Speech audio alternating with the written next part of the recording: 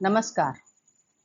आज हम BEd second year के सेकेंड पेपर में पर्सनैलिटी विषय का अध्ययन करेंगे। लास्ट वीडियो में हमने इंटेलिजेंस यानी बुद्धि से का अर्थ, परिभाषाएं, प्रकार, सिद्धांत, इन सब का अध्ययन किया था। इसी तरह से आज हम पर्सनैलिटी के विषय में उसका अर्थ, परिभाषाएं, प्रकार, सिद्धांत, परीक्षण, इन सब का अध्ययन करेंगे। और इस वीडियो से संबंधित अगर कुछ आपकी और रिक्वायरमेंट हो तो आप कमेंट बॉक्स में छोड़ सकते हैं। तो मैं अब कंटिन्यू करती हूँ। जैसा कि मैंने बताया, व्यक्तित्व यानी पर्सनैलिटी, उसका अंग्रेजी मीनिंग है। और व्यक्तित्व यानी व्यक्ति से संबंधित जो उसका कहना चाहिए व्यवहार है, उसका एक तरह से अर्थ समझ लो। तो व्यक्तित्व का अर्थ क्या है, व्यक्तित्व की परिभाषाएं क्या है, किसने क्या कहा व्यक्तित्व के विषय में, व्यक्तित्व की विशेषताएं क्या क्या होती हैं, व्यक्तित्व के प्रकार क्या हैं, व्यक्तित्व के सिद्धांत, व्यक्तित्व परीक्षण और व्यक्तित्व से संबंधित जितने भी विषय सामग्री है उसका हम डिटेल में अध्ययन करेंगे। ये आपका जो है इम्पोर्टेंट टॉपिक है, तो आप अपनी कॉपी पेन को लेकर बैठिएगा। इसमें जो ऑब्जेक्टिव क्वेश्चन यहीं से बनते हैं। व्यक्तित्व का अर्थ, मीनिंग ऑफ पर्सनैलिटी। पहला क्वेश्चन तो यहीं से बनेगा, व्यक्तित्व यानी पर्सनैलिटी।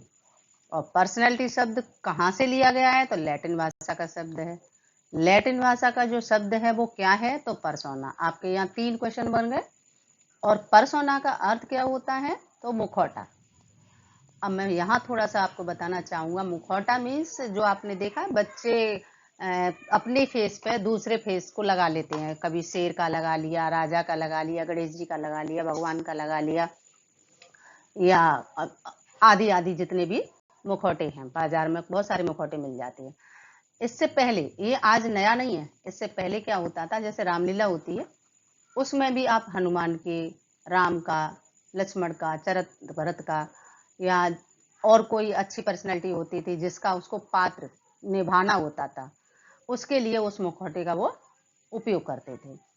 तो उस जब जिस मुखौटे को पहना है उनको उसी रूप का व्यवहार करना। यानी किसी ने अगर हनुमान जी के फेस लगाया है तो वो हनुमान जी की गतिविधियां करेगा, हनुमान जी जैसा बन के दिखाएगा, हनुमान जी से ऐसी चाल होगी, उनके जैसे प्रवचन होंगे, उनके जैसे काम होंगे। तो ये मुखौटा आपके व्यवहार को दर्शाता है कि आपका व्यवहार किसके जैसा है। जैसे आपने लॉयन यानी शेर का मुखौटा पहना तो आप शेर जैसी आवाज निकालेंगे, शेर जैसा चलेंगे। तो ये होती है पर्सनैलिटी। तो क्लियर हुआ पर्सनैलिटी। अच्छा, तो यहाँ मैंने थोड़ा सा इसके बारे में बताया भी है। परसोना शब्द का अभिप्राय उस पहनावे, ये बात वहीं से आ गई, यानी कुछ न कुछ उसने पहना है। पहनावे या वेशभूषा, जो जैसे मैंने अभी बताया था कि आपको टाइगर का रोल प्ले करना है तो टाइगर की वेशभूषा पहननी है, लॉयन का करना है तो लॉयन की पहननी है, लोमड़ी का करना है तो लोमड़ी की करनी है, भालू का करना है तो भालू की पहननी है। आप किसी का भी आप वेशभूषा धारण कर सकते हो। जैसे ऐसा नहीं है कि जानवरों की ही करनी है, आप मानव में भी आप कर सकते हो। जैसे आपको एपीजे अब्दुल कलाम की करनी है, नरेंद्र मोदी जी की करनी है, तो आप उनसे संबंधित जो वो वेशभूषा धारण करते हैं, जो वो एक्टिविटीज करते हैं, उनका आप यहाँ क्या कर रहे हैं, नकल कर रहे हैं। और नकल हम कब करते हैं, जब हम उस पर्सनैलिटी को अपने आप में रोल प्ले करना चाहते हैं। ठीक है, तो इसे पहनकर नाटक के पात्र रंगमंच पर किसी अन्य व्यक्ति का अभिनय करते हैं। यानी वो रियल में पर्सन नहीं है, वो किसी दूसरे व्यक्ति की जो भूमिका है उसका निर्वाह कर रहा है। तो ये आपको बिल्कुल क्लियर हो गया होगा। इसके संबंध में गिलफोर्ड ने कहा था कि व्यक्तित्व गुणों का समन्वित रूप है। समन्वित मतलब बहुत सारे गुण हैं, उनको एकत्रित करके जो आप व्यवहार करते हो। जैसे मैंने अभी आपको कहा था कि मोदी जी की अगर भूमिका, पर्सनैलिटी का रोल प्ले करना है तो मोदी जी कैसे कपड़े पहनते हैं, वो भाषण कैसे देते हैं, वो बातें कैसे करते हैं, वो किस तरह से वो पढ़ समझाते हैं, तो उस तरह की आपको यहाँ पर जो गुण हैं वो प्रदर्शित करने होंगे। ऐसे ही आपने अगर किसी जानवर कर लिया है तो वो भालू कैसे चलता है, तो आपने देखा रीछ मदारी का खेल खिलाने के लिए लाते थे, या बंदर बंदरिया का जो नाटक है वो होता था, तो वो क्या करते थे, उन्हीं के जैसे चल कर दिखाना, उन्हीं के जैसा वो करना, नाटक करना। जैसे बंदारी कहता है कि सास चक्की पीस ले, उसमें जो रीच वाला एग्जाम्पल दे रही हूँ, जो ग्रामीण क्षेत्र में अक्सर हुआ करता है। तो वो नुक्कड़ नाटक में लाते हैं, उसका खेल दिखाने बैठते हैं और उससे कहते हैं कि सास अगर तेरी कहेगी कि आटा मार दे, तो वो उसमें कहेगी, गूंद के दिखाते हैं, दोनों हाथों को चला के दे, वो चक्की चलाएगी तो वो चक्की की तरह हाथ से चरखा काट के दिखा, चरखा चलाएगी तो चरखा काट के दिखाते हैं। तो इस तरह से वो अपनी गतिविधियां मतलब एक रोल प्ले करते हैं केवल। तो यहाँ गुणों का समन्वित रूप है। ऐसे ही वुडवर्थ ने कहा है कि व्यक्तित्व व्यक्ति के व्यवहार की एक समय समग्र विशेषता है।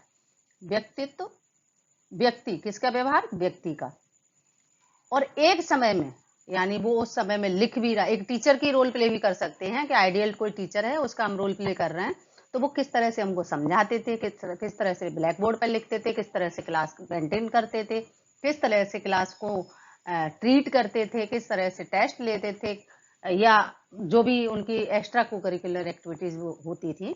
तो वो सारे तरीके आपको यहाँ समग्र मतलब व्यापक रूप में, बड़े रूप में उन विशेषताओं का क्या है, एकत्रित व्यवहार है, क्या, पर्सनैलिटी।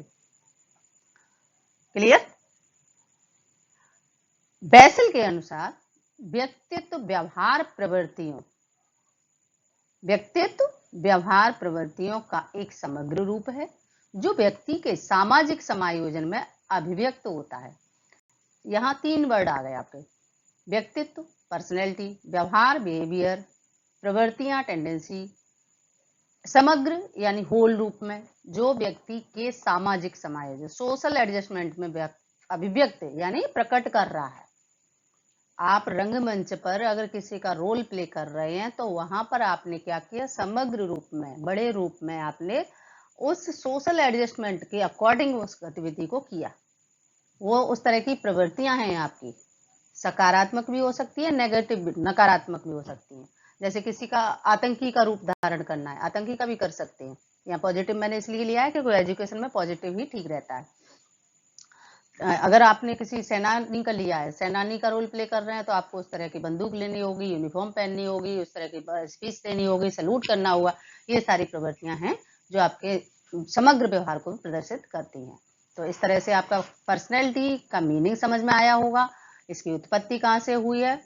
तो मैं आपको एक बार यहाँ से ऑब्जेक्टिव जो मेन क्वेश्चन बनते हैं उनको मैं बता देती हूँ। पर्सनैलिटी यानी व्यक्तित्व, इसका हिंदी अगर मीनिंग पूछ लेता है तो यहाँ से आपका क्वेश्चन आता ही आता है कि पर्सनैलिटी शब्द जो है किस भाषा का है, तो लैटिन भाषा का है। किस और इससे क्या बना है, तो मुखौटा। और मुखौटा क्या चीज है कि जिसे पहनकर वो नाटक के पात्र का रंगमंच पर प्रदर्शन करते थे। गिलफोर्ड की डेफिनेशन आ सकती है, तो ये मैंने 3-4 इंपोर्टेंट डेफिनेशन दी हैं जिनको आप नोट करके याद कर सकते हैं। चलिए आगे बढ़ते हैं हम। इसी के संबंध में कुछ और परिभाषाएं हैं जो कि मोस्ट इंपोर्टेंट है। ऑलपोर्ट वर्णन की, ये पर्सनैलिटी के लिए ये फेमस है। इन्होंने कहा है व्यक्तित्व व्यक्ति के भीतर, यानी कहाँ है ये सब चीजें, हमारे अंदर है, उन मनोशारीरिक गुणों का गत्यात्मक संगठन है। गत्यात्मक मतलब उसमें और जुड़ता रहता है, जो वातावरण से अपूर्व समायोजन को निर्धारित करते हैं। ये मोस्ट इंपोर्टेंट डेफिनेशन है, परिभाषा है। व्यक्तित्व व्यक्ति के भीतर उन मनोशारीरिक, मनो यानी साइकोलॉजिकल, शारीरिक फिजिकल जितने भी गुण हैं उनका गत्यात्मक संगठन है, यानी जितने हमारे में हैं और उसके अलावा भी अगर हम कहीं से सीखते हैं तो उनका उसमें एडिशन हो जाता है, ऐड कर दिए जाते हैं। और उन सब ऐड किए हुए जो हमारे गुण हैं उनसे हम अपने वातावरण के साथ अपना एडजस्टमेंट बिठाते हैं। ये हमारी ऑलपोर्ट की डेफिनेशन कहती है। गिलफोर्ड के जो मैंने आपको बताई थी अभी, वैलेंटाइन के अनुसार है व्यक्तित्व जन्मजात और अर्जित प्रवृत्तियों का योग है। इन्होंने 2 चीजों को कहा है, जन्मजात प्रवृत्तियां और अर्जित प्रवृत्तियां। यानी जन्म के समय जो हमारी भूख प्यास नींद रोना गाना ये सब होता है, गाना तो नहीं जानते, रोना होता है, वो तो प्रवृत्तियां मूल प्रवृत्तियां हैं ही। कुछ उसके साथ साथ हम जो विद्यालय से, परिवार से, पहला जो प्रथम पाठशाला हमारी परिवार है, तो परिवार से, समुदाय से, विद्यालय से, समाज से जितना भी हम अर्जित करते हैं उन सब चीजों का योग है, टोटल है। क्लियर। यहाँ पर हम व्यक्तित्व की कुछ परिभाषाएं पढ़ेंगे, वो विशेषताएं पढ़ेंगे। परिभाषाएं पढ़ ली हैं हमने। व्यक्तित्व की विशेषताएं, क्या विशेषताएं हमारी? शारीरिक व मानसिक स्वास्थ्य। हमारा जो शारीरिक और मानसिक स्वास्थ्य, हम शारीरिक और मानसिक रूप से अगर स्वस्थ होंगे तो हमारा जो है पर्सनैलिटी अच्छी, एक बढ़िया पर्सनैलिटी होगी। ठीक है, और इसके लिए हमारा फिजिकली फिट होना और मेंटली फिट होना बहुत जरूरी है। अच्छे व्यक्तित्व के लिए जैसे एक कोई बीमार व्यक्ति है तो आप क्या उसकी पर्सनैलिटी को क्या कहेंगे? अरे ठीक है, चाहे उसमें कितनी भी गुणों की खान हो, वो कितना भी इंटेलिजेंट हो, ऐसा नहीं लगेगा ना। वहीं एक हष्ट पुष्ट व्यक्ति जो अच्छे से बात करता है, अच्छे से रूल अपनी बात को कह सकता है, उसको हम क्या कहेंगे? इसकी पर्सनैलिटी अच्छी है। तो ये इसके लिए हमें फिजिकली और मेंटली हेल्थ की भी आवश्यकता होती है। निरंतर निर्माण की प्रक्रिया है। ये निरंतर निर्माण की प्रक्रिया कैसे कही गई? ऐसे कहा क्योंकि जब व्यक्ति का विकास होता है तो उसमें निरंतर लगातार कुछ न कुछ जुड़ता रहता है। व्यक्ति के विचार, अनुभव, कार्य, जैसे जैसे आप वो सीखता जाएगा वैसे वैसे उसके व्यवहार में परिवर्तन होता जाएगा। अगर वो पॉजिटिव दिशा में सोच रहा है तो पॉजिटिव एडिशन होता जाएगा, नेगेटिव में सोच रहा है तो नेगेटिव व्यवहार का जुड़ना स्वाभाविक है। निर्माण की ये प्रक्रिया कब से चलती है? तो शैशवावस्था से लेकर जीवन पर्यंत चलती है। कहां से कहां तक? गैरिसन ने भी इसमें कहा है कि व्यक्तित्व निरंतर निर्माण की क्रिया में रहता है। यहाँ इन्होंने गैरिसन ने अपनी डेफिनेशन भी जोड़ी है इसमें, कभी आ जाए तो, कि व्यक्तित्व क्या है? निरंतर निर्माण की क्रिया में रहता है। निर्माण की क्रिया में उसमें कुछ न कुछ जुड़ ही जाएगा, इतना ही काफी है। दृढ़ निश्चय। दृढ़ निश्चय कैसे होगा? हमको अगर किसी काम को करना है, ये जितने भी सेना में भर्ती होते हैं, पर्वतारोही होते हैं, या बड़े बड़े काम जितने भी करते हैं, किसी भी फील्ड में देख लो, इंजीनियर हो, डॉक्टर हो, वकील हो, इन्होंने बनने की अपने की ठानी। जैसे मुझे एजुकेशन में ले लीजिए, इस बार अपना कंपटीशन निकालना ही निकालना है, या आपके टीचर बीएड वाली लाइन में देखें तो टेट, सुपर टेट, इतने सारे आपके कंपटीशन है, तो बच्चा क्या करेगा? अपना एकदम से बिल्कुल स्ट्रांगली निश्चय लेगा कि मेरे को ये कंपटीशन इस बार हर हाल में निकालेगा। अब ऐसा इतनी उसकी इच्छा शक्ति होगी, इतना उसका निश्चय होगा, तब वो उस हिसाब से अपना जो प्रक्रिया है उसको भी करेगा। ऐसा नहीं है कि मैंने निश्चय तो कर लिया, उस पर काम कुछ किया नहीं, तो कैसे पूरा हो जाएगा? ऐसे नहीं पूरा होता है। व्यक्ति की यदि यह शक्ति कमजोर पड़ जाएगी तो वो हर हाल में उस काम को नहीं कर सकता। ठीक है, तो आपकी जो निश्चय है, दृढ़ निश्चय होना चाहिए कि मुझे ये करके ही दिखाना है। दृढ़ इच्छा शक्ति, ये इसी से जुड़ा है। इच्छा शक्ति मतलब इंसान अगर अपनी इच्छा शक्ति के बल पर कार्य करता है तो उसके बीच में कितनी भी बाधाएं आ जाएं, कितना भी संघर्ष हो, वो उन सबको फेस कर लेता है। जैसे आप कहीं जा रहे हैं और इस बीच में अगर आंधी तूफान, बारिश, ट्रेन लेट होना, पानी नहीं मिलना, कितनी सारी समस्याएं, लेकिन क्या है कि आपको जाना है। क्यों जाना है? आपका एग्जाम है तो आपको जाना ही जाना है, तो आप उन सब चीजों से निकलते जाते हैं, फेस करते हैं उन सबको। ये क्या था? दृढ़ इच्छा शक्ति। कब हुई? जब आपने पूरी तैयारी कर ली और आपको वो एक सीट चाहिए थी तो वो लेनी ही लेनी। निर्देशित लक्ष्य की प्राप्ति। निर्देशित लक्ष्य की प्राप्ति ये कैसे होगा भाई?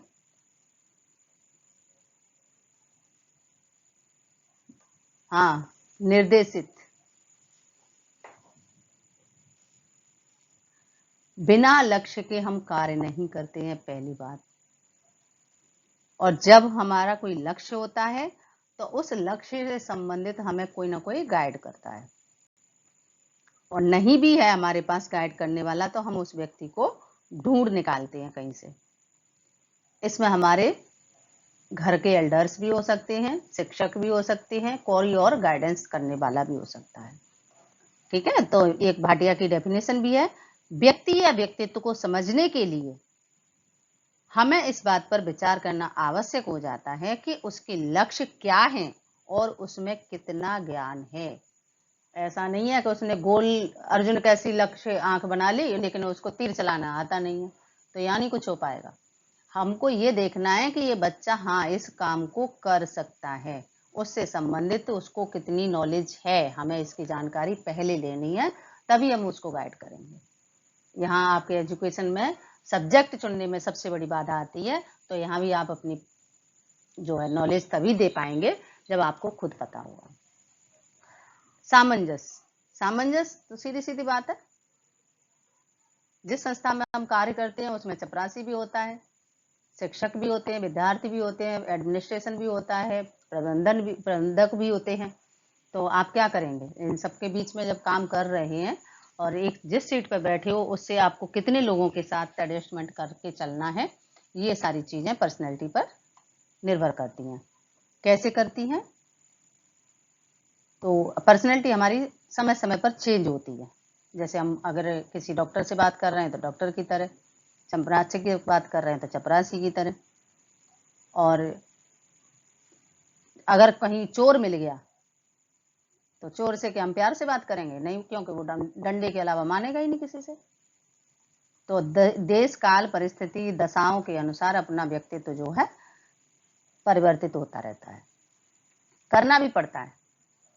जैसे एक पुलिस वाले का कार्य क्या वो उसे डिसिप्लिन मेंटेन करना है, एक टीचर का कार्य क्या उसे क्लास में डिसिप्लिन मेंटेन करना है, लेकिन एक पुलिस वाले का जो रोल है वो अलग रहेगा, एक टीचर का रोल है वो अलग रहेगा। यही पर्सनैलिटी है। और हो सकता है वो पुलिस वाला दूसरा किसी और जगह पर दूसरी भूमिका को निभा रहा हो, जैसे वहां पर अपनी ड्यूटी में वो एक पुलिस वाला है, लेकिन घर पर आकर वो क्या है, एक पिता भी है, एक भाई भी है, एक पति भी है। तो आप उसने क्या किया, अपनी पर्सनैलिटी चेंज की पर्सन के अकॉर्डिंग, जिस जगह पर जो पर्सन है उसके अकॉर्डिंग उसने अपनी पर्सनैलिटी को चेंज किया। यही व्यक्तित्व की विशेषता है। सामाजिकता, सोशलिटी, सामाजिकता में क्या होगा? मनुष्य समाज में रहते हुए अन्य व्यक्तियों के संपर्क में आकर क्रिया व अंतःक्रिया करता है। सर्वांगीण विकास के लिए ये सब जरूरी होता है, क्योंकि व्यक्ति का विकास अकेले हो नहीं सकता। ठीक है, तो ये आप समाजशास्त्र में बहुत अच्छे से पढ़ेंगे और यहाँ भी आपको जरूरत है। एकीकरण, एकीकरण किसको कहेंगे हम?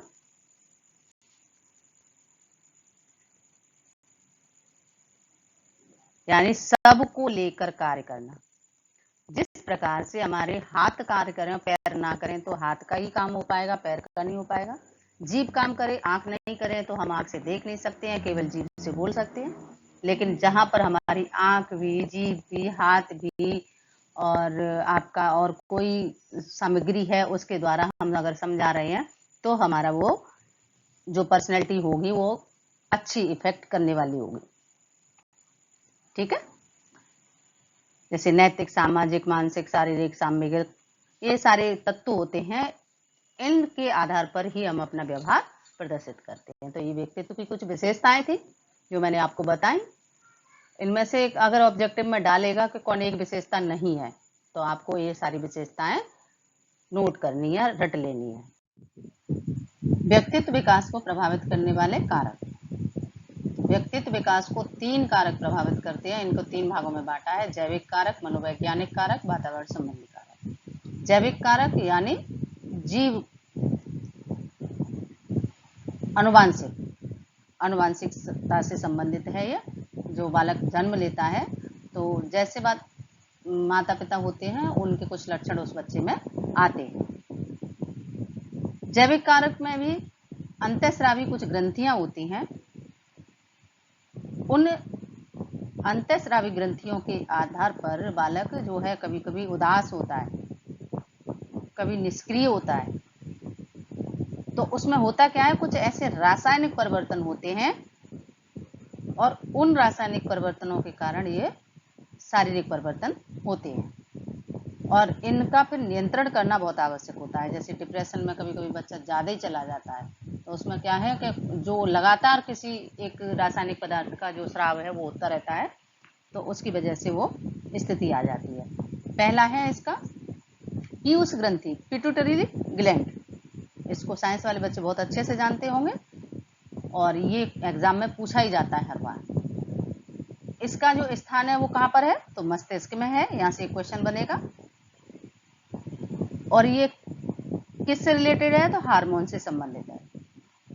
यहाँ से जो हार्मोन्स हैं वो अगर अधिक स्रावित होते हैं, अधिक निकलते हैं, तो बच्चे की लंबाई अधिक होती है, और अगर कम निकलते हैं तो बच्चे की लंबाई कम होती है। इसके आगे वाले भाग से सोमेटोट्रोनिक नामक हार्मोन स्रावित होता है। कौन सा, सोमेटोट्रोनिक। और इस हार्मोन्स के सहारे फिर क्या होता है कि पीयूष ग्रंथि अपनी अन्य ग्रंथियों, एड्रिनल ग्रंथि है, कंठ ग्रंथि है, इन ग्रंथियों के सहारे अपना कार्य करती है। तो कौन सी ग्रंथि मेन हो गई, पीयूष ग्रंथि। पीयूष ग्रंथि को इंग्लिश में और क्या कहते हैं, पिट्यूटरी ग्लैंड। इसका संबंध किससे है, हार्मोन से। इनके अधिक स्राव से लंबाई अधिक होगी और कम से कम होगी। तो ये आपकी समझ आया। दूसरी है गल ग्रंथि। गल ग्रंथि, इसके नष्ट हो जाने पर क्या होता है, तो श्लेष्मकाय नाम का रोग हो जाता है। कौन सा, श्लेष्मकाय, मैक्सोडेमा। इसका भी संबंध जो है मस्तिष्क से होता है। इसकी जो पेशियां हैं वो बिल्कुल मंद हो जाएंगी, उनकी क्रिया धीमी पड़ जाएगी, और चमड़े पर क्या होता है, सूजन आ जाती है, मेमोरी कम होने लगती है, कंसंट्रेशन उसका बिगड़ जाता है। जन्म से ही इस ग्रंथि के न होने पर बालक की जो बुद्धि है वो विकसित नहीं होती है। तो मंद बुद्धि के बालक भी यहीं से होते हैं। अजाम्बुक बाल यानी क्रेटेंस, बौनिक, कुरूप, मूढ़ बुद्धि,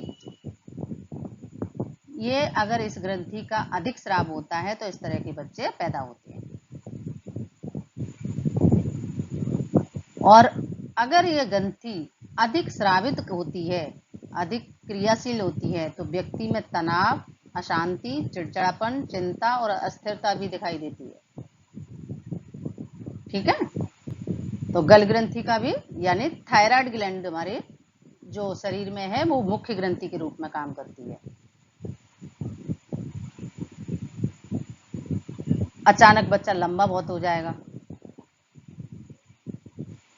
शारीरिक विकास वो एकदम से बढ़ जाएगा, उसका एक्टिव हो जाएगा, कभी कम भी हो सकता है तो निष्क्रिय भी हो सकता है, छोटा रह जाए। ये सारे इसके प्रभाव हैं जिनके कारण परिवर्तन होता है। यौन ग्रंथि, ये दोनों में होती है, गर्ल्स में भी बॉयज में भी। बॉयज में बॉयज वाले लक्षण आने लगते हैं, गर्ल्स में गर्ल्स वाले आने लगते हैं। कुछ शारीरिक परिवर्तन भी होते हैं, शरीर का उभार है, अंगों का, ये लड़कों में दाढ़ी मूछें आ जाना, आवाज भारी हो जाना, ऐसे ऐसे परिवर्तन आपको देखने को मिले।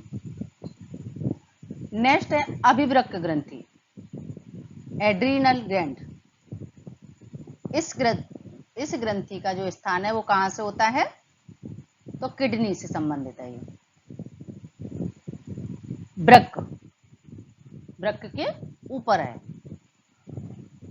इसके द्वारा व्यक्ति की सांवेगिक स्थिति का नियंत्रण होता है, इमोशनल। ये इमोशनल को कंट्रोल करती है, जैसे भय यानी डरना, क्रोध, गुस्सा, संवेग, ये सारे हार्मोन्स इसमें मेन होते हैं। इनसे हार्मोन्स का चेंज होना स्वाभाविक है। जैसे किसी आपातकाल स्थिति में अगर देखा जाए, इमरजेंसी में, तो बच्चा क्या करेगा, रोएगा। क्यों, क्योंकि उसे अंदर से फीलिंग्स आ रही है, रोने की आ रही है, डरने की आ रही है, चिल्लाने की आ रही है। तो ये हमारी कौन सी ग्रंथि काम कर रही है, एड्रीनल ग्रंथि काम कर रही है। क्लियर। तो ये हमारी शरीर में ये इतनी सारी ग्रंथियां पाई जाती हैं। नेक्स्ट आपने सेकंड देखा, शरीर रचना। शरीर रचना नाम से ही समझ में आ रहा है। शरीर रचना जैविक कारकों से होती है। जैविक कारकों, शारीरिक रचना, शरीर रसायन, इन सब से जो है, इन नामों से भी जाना जाता है इसको। कुछ बच्चे आपने देखे होंगे मोटे होते हैं, कुछ बच्चे बहुत पतले होते हैं, कुछ सही सलामत हैं, जैसे एवरेज हैं, औसत होते हैं। कुछ मजाकिया होंगे, कुछ लड़ने वाले होंगे, कुछ आराम पसंद होंगे, मौज मस्ती चाहिए उनको। कुछ सोशल भी दिखाई देते हैं, दूसरों की हेल्प करने को तैयार रहते हैं। तो ये सब क्या है, ये शरीर की रचना के आधार पर है।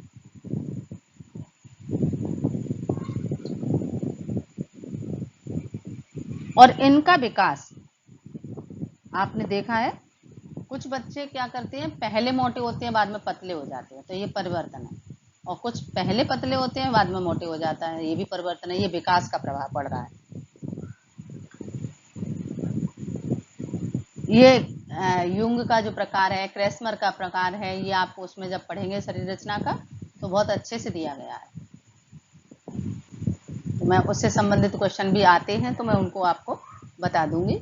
क्रेस्मर ने आपके दिया है, युंग ने दिया है। युंग ने 2 दिए हैं, अंतर्मुखी बहिर्मुखी, और तीसरा है उनका उभयमुखी। ये आपके उधर व्यक्तित्व के प्रकार में ही है। वहीं शरीर लंबकाय, गोलकाय, ये आपके क्रेस्मर का है। तो उधर मैं इसको बहुत डीपली बता दूंगी।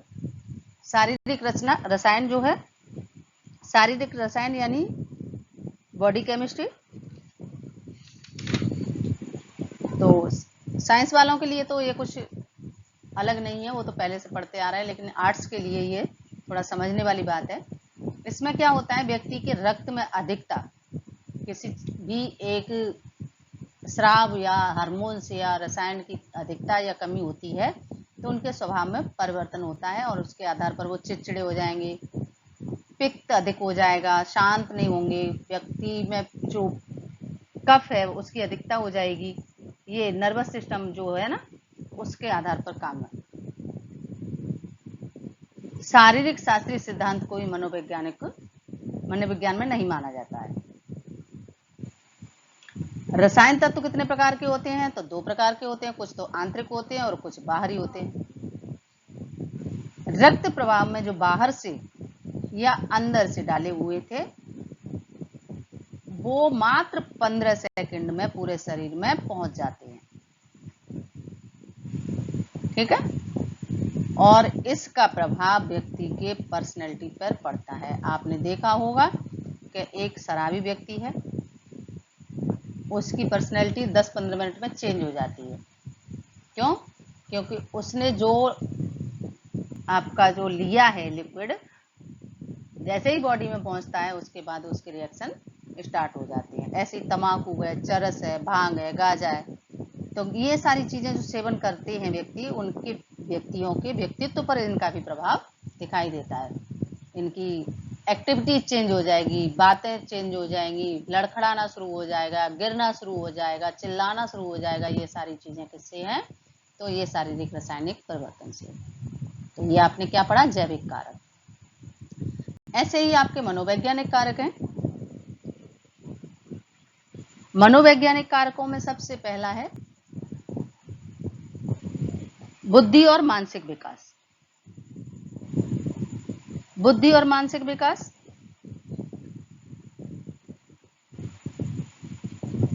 यानी एक बुद्धिमान व्यक्ति का व्यवहार कैसा है। जिसका मानसिक विकास अच्छा है, वो अपने मानसिक विकास के आधार पर उसी तरह की बात करेगा। कम बुद्धि वाला अधिक बुद्धि वाले को हमेशा ये कहेगा, अरे पागल हो जाए, तो सारे दिन पढ़ने की बातें करता है। लेकिन एक पढ़ने वाले को पता है कि मैं इस तरह की बातें करने से अपने साथ साथ दूसरों को भी प्रभावित कर रहा हूँ, जो कि पॉजिटिव है। कितनी भी कठिन से कठिन समस्या आ जाएगी, वो उसको इजी वे में समझा ले जाएगा, सुलझा लेगा।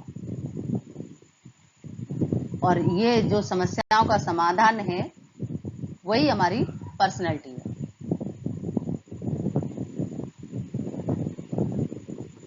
तालमेल बिठाना, एडजस्टमेंट करना, विषम परिस्थितियों में भी अपने आप को समायोजित रखना, ये सारी चीजें आपकी बुद्धि और मानसिक विकास से संबंधित हैं। रुचियां और दृष्टिकोण क्या होती हैं? इंटरेस्ट, जिस चीज में इंटरेस्ट होगा उसको बहुत अच्छे से करोगे आप।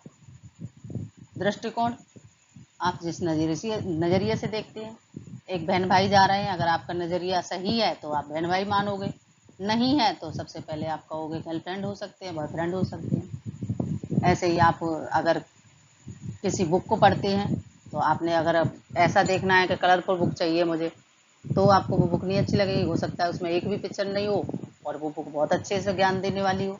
तो ये आपके साइकोलॉजी पर डिपेंड करता है। उपलब्धि एवं अप्रेरणा, महत्वाकांक्षा स्तर, उपलब्धि अचीवमेंट, जितना आपने अचीव कर लिया है, मोटिवेशन जैसा मिला है। कुछ बच्चे कहते हैं अरे भाग्य में लिखा होगा वो, अरे तुम कुछ काम नहीं करोगे तो भाग्य में क्या लिखा है, तो ऐसा नहीं होता है। और कुछ ऐसे होते हैं कि मुझे कितना भी संघर्ष करना पड़े मैं इसे लेके रहूंगा। तो ये आपकी साइकोलॉजी पर डिपेंड करता है। और जो ऐसा करते हैं वो अधिक सक्रिय रहते हैं, कॉन्फिडेंस से पूरे होते हैं और वो हर हाल में उस चीज को अचीव करके रहते हैं। वो नेगेटिविटी से तो बिल्कुल बाहर रहते हैं। जिस प्रकार की उपलब्धि, अभिप्रेरणा और महत्वाकांक्षा का स्तर होता है, व्यक्ति उसी रूप में अपने आप को बना लेता है, उसका व्यवहार भी उसी तरह से होगा। संवेगात्मक एवं स्वभावगत विशेषताएं। संवेगात्मक, इमोशनली, बात बात पर रो देना। अब तुम एक बार रोओगे तो सामने वाले को ये सोचेगा कि ये परेशान होगा, लेकिन अब रोज रोज रोओगे, बात बात पर रोओगे तो आपकी बात का कोई प्रभाव ही नहीं होगा। हर समय चिल्लाते रहोगे तो एक ठीक है, वो तो सारे दिन चीखता ही चीखता है, तो ये आपकी पर्सनैलिटी है जो कि उनकी आदत में आ गई। इसीलिए समय और परिस्थिति के अनुसार अपने व्यवहार को प्रकट करना चाहिए। किसी को जरूरत है उस समय अगर राय दे रहे हो, उसके पूछने पर दे रहे हो, तो उसका इफेक्ट पड़ेगा। और बेवजह की सारे दिन देते हो तो कहेगा ये तो ऐसे ही बोलता रहता है, मत सुनो। तो ये आपके क्या थे? साइकोलॉजिकल फैक्टर्स थे। तीसरा है इनका वातावरण संबंधी कारक। वातावरण संबंधी कारक जो है आपको सबसे मेन है इसका सामाजिक कारक। जिस समाज में आप रहते हो, जैसी गतिविधियों में देखते हो, वहीं से सीखते हो। आप अपना घर बनाते हैं तो पहले ये देखते हैं कि इस कॉलोनी का माहौल कैसा है, इस जगह के रहने वाले लोग कैसे हैं, तभी आप उस जगह पर अपना मकान लेना पसंद करते हो।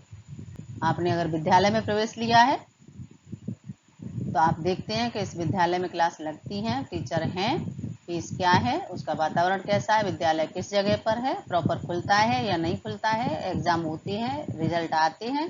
तो ये सारी गतिविधियां बच्चे की पर्सनैलिटी पर प्रभाव डालती हैं। उसके अगर ये सारी प्रॉपर रहेंगी तो बच्चे का प्रॉपर डेवलपमेंट होगा, अगर नहीं रहेंगी तो उसी हिसाब से होगा।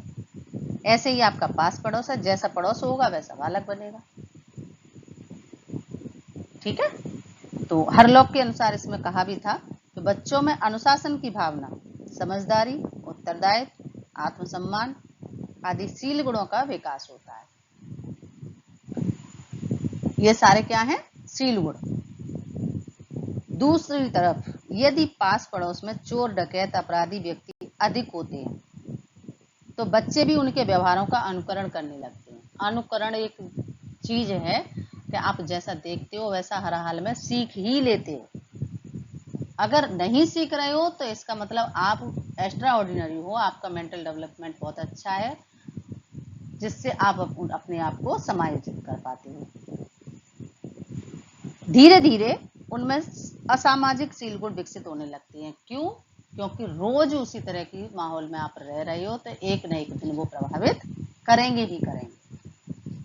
इसीलिए हम उस वातावरण से अपने आप को दूर करने की सोचते हैं।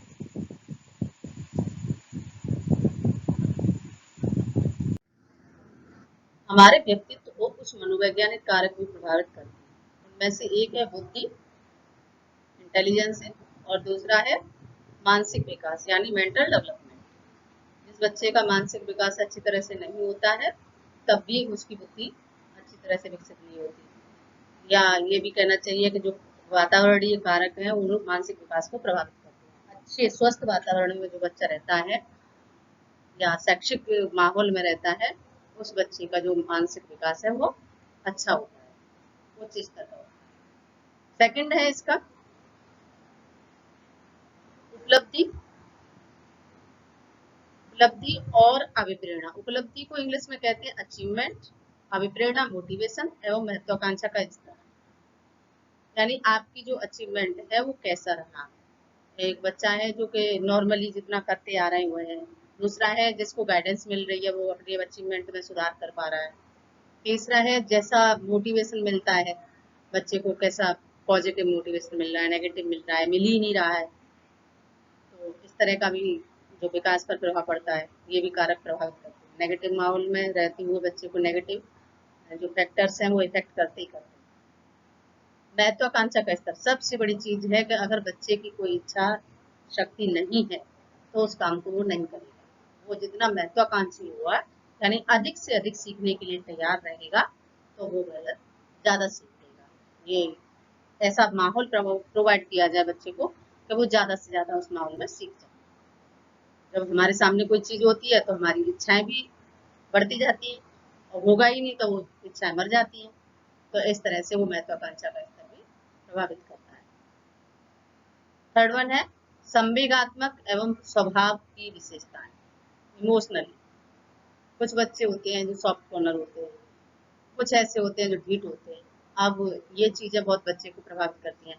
कुछ टीचर्स होते हैं रूडल व्यवहार करते हैं, कुछ होते हैं बड़े प्यार से बच्चे को समझा देते हैं। बहुत कठिन सब्जेक्ट भी अगर बच्चे ने वो टीचर्स ने शिक्षक ने छात्र को सॉफ्ट वे में समझा दिया, बहुत ही इजी लैंग्वेज में करके समझा दिया उसको, तो वो कठिन से कठिन मैथ जैसी चीज भी सीख लेते हैं। स्वभाव की विशेषताएं यानी किस तरह का नेचर है। बहुत क्रोधी स्वभाव के भी होते हैं। वातावरण जो है लड़ाई झगड़े वाला है, शांत नहीं है, उसमें वो कोई अचीवमेंट नहीं कर सकता है। रुचियां और दृष्टिकोण, इंटरेस्ट के ऊपर सारी चीज है। अगर बच्चे की रुचि है उसमें पढ़ने में तो वो बच्चा कहीं ना कहीं से अपना रास्ता निकाल लेगा।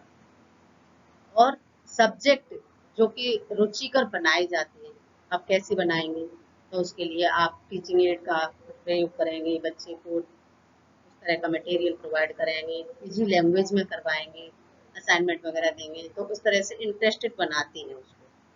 तो ये फैक्टर्स भी प्रभावित करते हैं। दृष्टिकोण किस तरह से आप देख रहे हैं, उस एक सिंपल वे में देखो कठिन से कठिन काम को तो वो सरल लगने लगता है तरीके से। अगर कठिन तरीके से उसी को देखो तो क्रिटिकल सिंपल लैंग्वेज में ना बता के कठिन लैंग्वेज में कर दिया उस काम को तो वो नहीं कर पाएगा। तो ये कुछ मनोवैज्ञानिक कारक हैं जो बालक के व्यक्तित्व को प्रभावित करते हैं। जैसे छोटे बच्चे हैं किसी मैडम को लाइक करते हैं मतलब वो उसकी हर एक बात मानने को तैयार हो जाए। उनने कह दी है तो वो सही हुआ, चाहे वो भले ही गलत कह जाए, लेकिन एक स्वभाव है बच्चे का। नेक्स्ट है,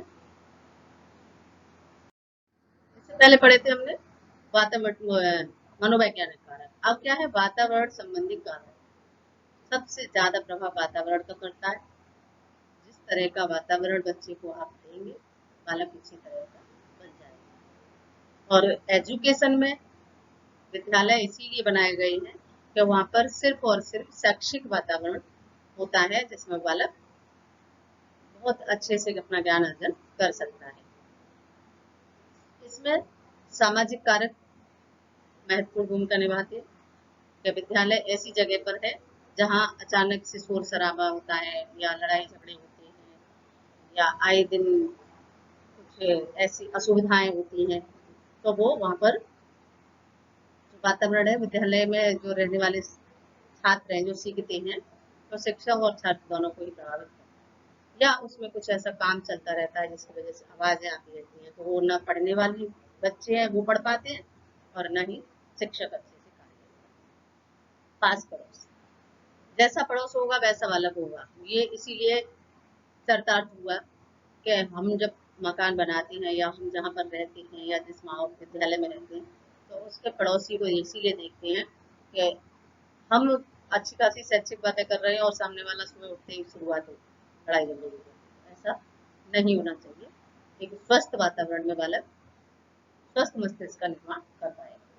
विद्यालय का प्रभाव, विद्यालय में शिक्षक हैं या नहीं है, या फिर मतलब प्रत्येक सब्जेक्ट के टीचर हैं और छात्रों को प्रॉपर क्लास दे रहे हैं, पढ़ा रहे हैं, समझा रहे हैं, उनसे डिबेट कॉम्पिटिशन करवा रहे हैं, इंटरेक्शन कर रहे हैं, भ्रमण करा रहे हैं, को करिकुलर एक्टिविटीज करा रहे हैं, तो इन सारी चीजों में बालक एक फ्री स्वतंत्र रूप से सीखता है। सांस्कृतिक कारक यानी कि जो कि पाश्चात्य संस्कृति का प्रभाव है या भारतीय संस्कृति का प्रभाव है, या आपका ये विभिन्न क्षेत्रों से जो बच्चे आते हैं उनको उनकी संस्कृति में अगर हम जैसे यहाँ पर देखें तो प्रोग्राम जो होते हैं उस विविध संस्कृतियों के इसीलिए कराए जाते हैं कि किसी बच्चे को ये भेदभाव की भावना ना आए कि हमारे कल्चर से ये प्रभावित नहीं है। संस्कृति के प्रभाव दो तरह से होते हैं, मानव शास्त्रीय साक्ष्य होते हैं और प्रयोगात्मक साक्ष्य होते हैं। एक तो ह्यूमन के द्वारा जो बनाए जाते हैं वो रहते हैं, और दूसरा लैब यानी वैज्ञानिक तौर पर भी होते हैं। तो ये कुछ वातावरणीय संबंधी कारक थे, ये हमारे व्यक्तित्व को प्रभावित करते हैं, प्रत्यक्ष और अप्रत्यक्ष दोनों। इसको आपको थोड़ा सा ध्यान से पढ़ने की आवश्यकता है। व्यक्तित्व आकलन की प्रविधियां, इतनी देर से हम व्यक्तित्व पर चर्चा कर रहे हैं। अब उस व्यक्तित्व को हम कैसे आंकेंगे, कैसे असिस्ट कर सकते हैं कि इसका व्यवहार इसी तरह का है, तो उसके लिए कुछ साइकोलॉजिस्ट के द्वारा बनाया गया है क्राइटेरिया, वो हम इधर देखते हैं। कुछ प्रक्षेपी विधियां होती हैं, कुछ अप्रक्षेपी विधियां होती हैं। तो प्रक्षेपी और अप्रक्षेपी व्यक्तित्व आकलन की कितनी विधियां हो गई? दो। कौन कौन से? प्रोजेक्टिव टेक्निक और नॉन प्रोजेक्टिव टेक्निक, प्रक्षेपी विधि और अप्रक्षेपी विधि। अब प्रक्षेपी विधियां कौन सी हैं? तो सबसे पहला उसमें रोसा का स्याही धब्बा परीक्षण है, इसे इंक ब्लॉक टेस्ट भी कहते हैं। रोसा इंक ब्लॉक टेस्ट, ये आता ही आता है, इसको मैं अलग आपको और आगे डीपली बताऊंगी। अभी आप इतना पढ़ें कि कौन कौन सी प्रक्षेपी विधियां हैं, कौन सी अप्रक्षेपी विधियां हैं। तो रोसा का स्याही धब्बा परीक्षण है, वो प्रक्षेपी विधियां हैं। इसमें कुछ कार्ड्स हैं, कितने कार्ड हैं वो भी मैं आगे बता देती हूँ। दूसरा है बालकों का अंतर्बोध परीक्षण,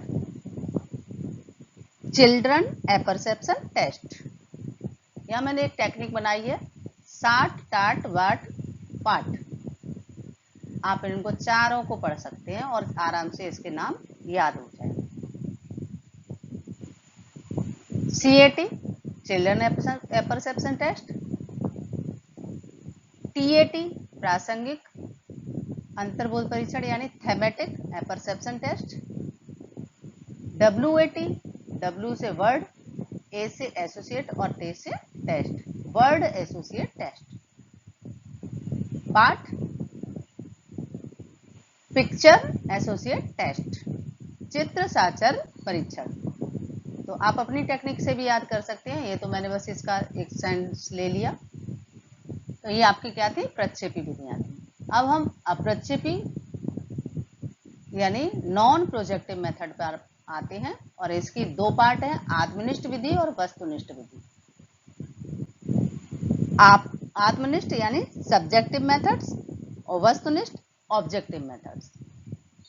सब्जेक्टिव मेथड्स के भी जो भाग हैं वो मैं बताती हूँ।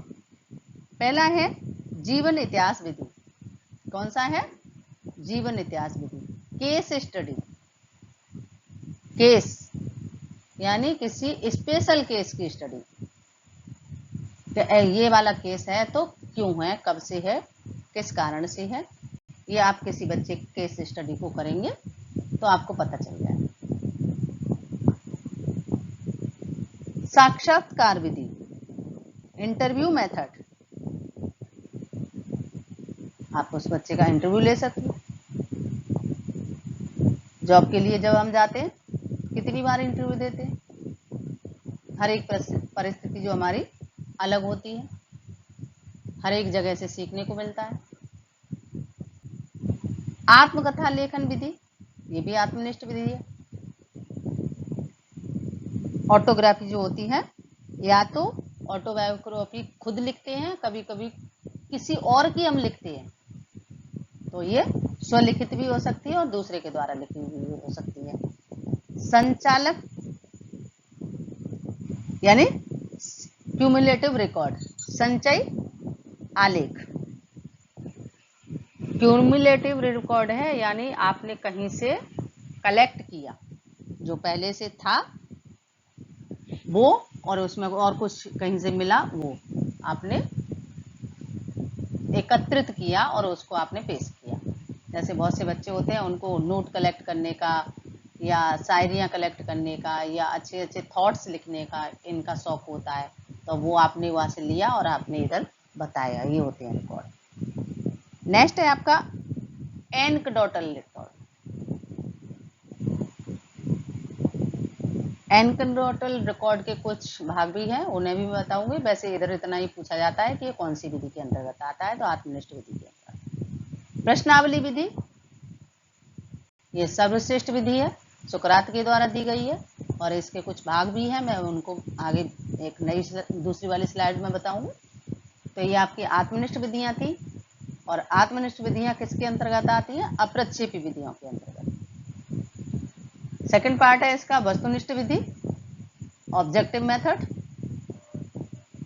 पहला है इसमें मापन रेखा विधि यानी रेटिंग स्केल मेथड।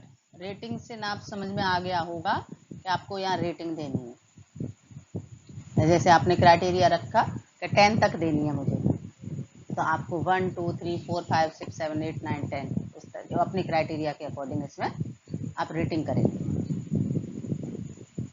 समाजमिति विधि, सोशियोमेट्रिक मेथड टेक्निक।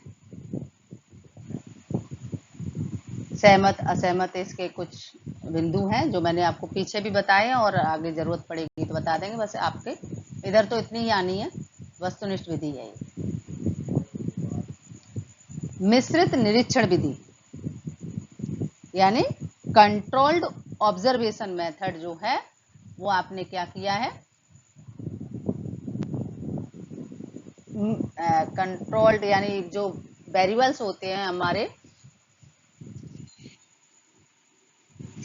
उन वेरिएबल्स को हमने कैसे कंट्रोल किया, कौन सी टेक्निक हमारी इफेक्टिव हुई, ये इसके द्वारा मापा जाता है। नेक्स्ट है आपका लास्ट इसका पार्ट शारीरिक परीक्षण विधि, फिजियोलॉजिकल टेस्ट। आप एक टेस्ट ले लीजिए, इससे भी पता चल जाएगा कि इस व्यक्ति का जो पर्सनैलिटी है ये इस समय की क्या है और बाद की क्या है।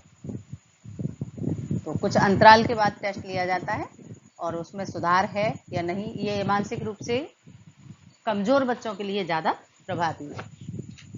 तो ये आपके व्यक्तित्व आकलन की प्रविधियां थी।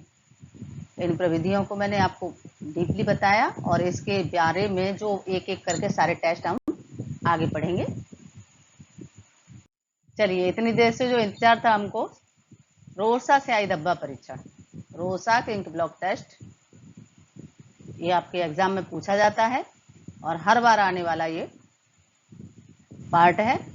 इसके प्रवर्तक कौन है? तो हरमन रोसाक हैं। ये स्विट्जरलैंड के निवासी हैं और वहीं पर इन्होंने अपना परीक्षण दिया। इनकी परीक्षण में क्या है कि 10 स्याही के धब्बे पर जो कार्ड हैं वो हैं। यहाँ आपका क्वेश्चन बनता है कि हरमन रोसा यानी रोसा स्याही धब्बा परीक्षण में कितने कार्ड हैं? तो 10 कार्ड है, आपको याद रखने हैं। अब वो 10 कार्ड किस प्रकार के हैं? तो 5 उसमें से पूरी तरह काले हैं, 5 में से 2 काले और लाल हैं। 5 तो पूरी तरह काले हो गए, अब जो 5 रह गए उनमें से 2 काले और लाल हो गए और 3 जो है विभिन्न रंगों के। तो बस इतने के अलावा इसमें से कोई क्वेश्चन नहीं बनता। और ये कौन सा टेस्ट है? तो प्रक्षेपी प्रोजेक्शन, वो पर्सनैलिटी टेस्ट है, व्यक्तित्व मापन। ठीक है, अब इसकी विधि क्या है? तो इसमें विधि में थोड़ा सा हम समझ लेते हैं कि आप ये प्रोजेक्शन, इसमें इन्होंने एक जैसे चमगादड़ जैसा टेस्ट वो दिया है, चित्र आकृति है उसकी, उसको हम देखेंगे, उसके आधार पर हम टेस्ट लेंगे। अब वो कैसे देंगे? तो यहाँ क्या किया उसका, सबसे पहले जो हमने टेक्निक अपनाई, परीक्षण की विधि। तो व्यक्ति को जांचने, हम परीक्षण किसका कर रहे हैं? किसी व्यक्ति का कर रहे हैं। किस लिए कर रहे हैं? उसकी पर्सनैलिटी को जांचना है हमको। तो आपने क्या किया, 10 जो हमारे कार्ड थे ये वाले, इन 10 कार्ड को हमने व्यक्ति को एक एक करके दिखाया। उस व्यक्ति ने उस कार्ड को देखकर क्या निरूपित किया? आपने उस कार्ड को ऊपर नीचे आगे पीछे सब तरह से करके दिखाया। अब उसकी जो प्रतिक्रिया रही तो वो किस जगह को देखकर हुई? पूरे कार्ड को देखकर हुई, किसी एक भाग को देखकर हुई, किसी बिंदु को देखकर हुई, ऐसे करके आप उसे देखें। स्थान का निरूपण, यानी कुछ एक वर्ड भी दिए हैं उसमें, डब्लू से होल यानी पूरे को देखकर, और डी है तो किसी एक डिपार्ट यानी भाग को देखकर, और डी और स्मॉल डी है तो उसमें से और उसका सब पार्ट है उसको देखकर। अगर एस है तो एस में उसने किस अनुक्रिया पर दिया है। तो ये आपका टेस्ट को करने का तरीका था। सेकंड इसका था निर्धारक गुण। इसमें क्या देखेंगे? तो इसमें व्यक्ति ने अपनी अनुक्रिया धब्बे के प्रति, ये जो धब्बा हमने दिखाया है कागज पर, उसमें से किस गुण के कारण की? उसने उसके चित्र को देखकर की, उसके कलर को देखकर की, या उसमें से कोई एक और अच्छा उसको पार्ट लग रहा था उसको देखकर की। ये गुण था उसका। उसके रंग को देखकर की, या कि उसकी कोई मूवमेंट हो रहा था, गति हो रही थी, उसको देखकर की। इसके लिए भी संकेत सुनिश्चित किए गए, और उन संकेतों के लिए क्या था? रंग के लिए अगर रंग के आधार पर कर रहा है तो सी, यानी सी से कलर, और आकार के आधार पर तो फ्रेम। ये आप निश्चित करेंगे जो टेस्ट ले रहा है। विषय प्रतिक्रियाएं, यानी कंटेंट को देखकर, यानी परीक्षार्थी या जो विद्यार्थी है उसने क्या किया? धब्बों में से किसी एक आकृति को देखा, और आकृति को देखने के बाद उसने कहा कि ये तो व्यक्ति की आकृति है, पशु की आकृति है, प्रकृति का चित्र दिख रहा है मुझे तो, या मुझे तो इसमें पेड़ दिख रहा है, फूल दिख रहा है। उसने जो भी बताया। अगर मानव की आकृति बताई है तो एच से सिंबल है होगा, अगर पशुओं की बताई है तो ए से होगा एनिमल, और नेचर का दिखाया है तो वो एन से हो जाएगा, एफ से हो जाएगा, F1 से। ये उन्होंने पर्टिकुलर 3 नाम दिए हैं। अब इनकी चौथी जो है क्या है? प्रतिक्रियाएं हैं। ये विषय की बात हो गई थी, अब है प्रतिक्रियाएं, रिस्पॉन्स। इसमें देखा कि व्यक्ति ने क्या किया कि प्रत्येक धब्बे के लिए कितने समय में प्रतिक्रिया दी। जल्दी जल्दी बताया उसने, देर में बताया, सोचने के बाद बताया, और किस प्रकार की दी? पॉजिटिव थी या नेगेटिव थी? तो यहाँ व्यक्ति अपनी प्रक्षेपी, अपने अंदर छिपी हुई प्रतिभाओं को, भावनाओं को, कष्टों को, संघर्षों को व्यक्त करता है। हो सकता है उसे वो चीज फेवरेट हो, जैसे गणेश जी को लड्डू पसंद थे, लड्डू देखते ही वो कहने लगे हाँ लड्डू। तो ये प्रतिक्रिया थी कि मुझे भी पसंद है।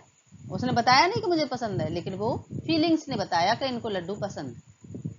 और आजकल तो एम्प्लॉय क्या करते हैं, जिस कंपनी में जॉब के लिए जाते हैं, जिस विद्यालय में जॉब के लिए जाते हैं, वहाँ के बारे में बहुत अच्छे से जान लेते हैं कि ये विद्यालय ऐसा है, उसी तरह की बातें करते हैं, उनका सिलेक्शन हो जाता है। ये भी एक मेथड है। निष्कर्ष। निष्कर्ष में क्या देखा हमने?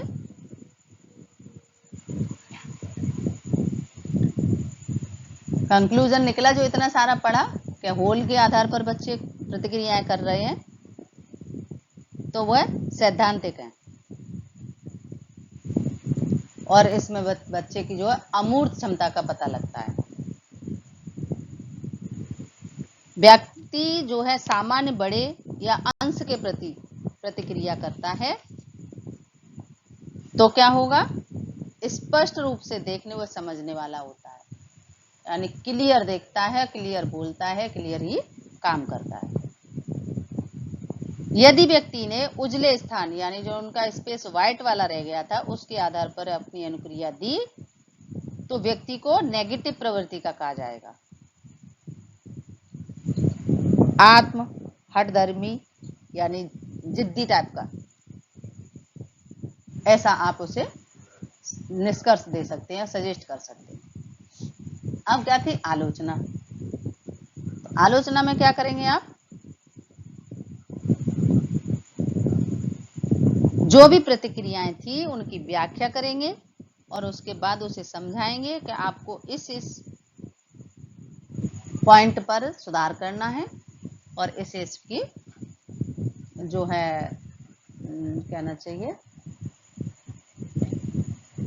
आवश्यकता है, मतलब सुधार की आवश्यकता है या छोड़ देने की आवश्यकता है। तो ये आपका रोसा स्याही धब्बा परीक्षण था जो मैंने आपको बहुत अच्छे से क्लियर कर दिया। चलिए नेक्स्ट हम पढ़ेंगे प्रासंगिक अंतर्बोध परीक्षण। इसको इंग्लिश में TAT थेमेटिक एपरसेप्शन टेस्ट कहते हैं। इसका निर्माण या इसका जो प्रवर्तक है वो है मुरे, और मुरे द्वारा सन 1935 में हार्वर्ड विश्वविद्यालय में इसका प्रयोग किया, निर्माण किया था। और सन 1938 में मॉर्गन के साथ मिलकर इस टेस्ट का संशोधन किया गया, तभी से इस टेस्ट का नाम मॉर्गन मुरे टेस्ट कहा जाने लगा। इस परीक्षण में कुल 31 कार्ड होते हैं, 30 कार्डों पर चित्र बने हैं और एक कार्ड सादा है। अब वो जो 30 कार्ड है उनमें से 10 कार्ड मेल के लिए यानी पुरुषों के लिए, 10 फीमेल के लिए यानी महिलाओं के लिए, और 10 जो कार्ड है मेल और फीमेल दोनों के लिए। इस तरह से उनका डिस्ट्रीब्यूशन हुआ है। TAT का जो परीक्षण है, थेमेटिक एपरसेप्शन टेस्ट है, उसका हिंदी अनुकूलन कलकत्ता की प्रोफेसर उमा चौधरी थी, उन्होंने किया। तो यहाँ से आपके सारे क्वेश्चन बनते हैं। TAT यानी थेमेटिक एपरसेप्शन टेस्ट, इसका पूरा नाम हो गया। प्रवर्तक मुरे आएगा या मॉर्गन मुरे आएगा। कहाँ पर? हार्वर्ड विश्वविद्यालय में। अगर सन 1935 के नाम से पूछता है, मुरे देता है तो आपको ये लगा देना है, और सन 1938 कहता है तो मॉर्गन और मुरे दोनों के नाम से आएगा संशोधित वाला, तो आपको सन 1938 में लगा देना है। कितने कार्ड हैं? 31 कार्ड हैं, 30 कार्डों पर चित्र बने हैं, एक कार्ड सादा है। कितने? मेल के लिए 10, पुरुष के लिए 10 और मेल फीमेल दोनों के लिए 10। हिंदी अनुकूलन किसने किया? प्रोफेसर उमा चौधरी ने किया। कहाँ की प्रोफेसर थी ये? कलकत्ता की। इससे ज्यादा कोई क्वेश्चन नहीं बन सकता। क्लियर? चलिए,